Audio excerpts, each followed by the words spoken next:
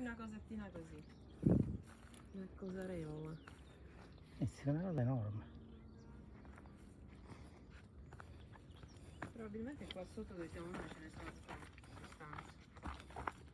Sì, che qua si vede, lo vedi dall'esterno, diciamo.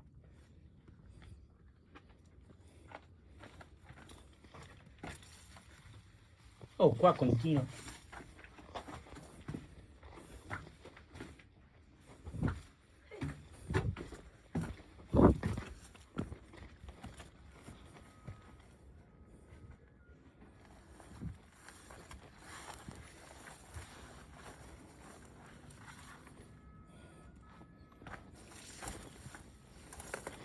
Ci immergiamo ancora all'interno delle domus.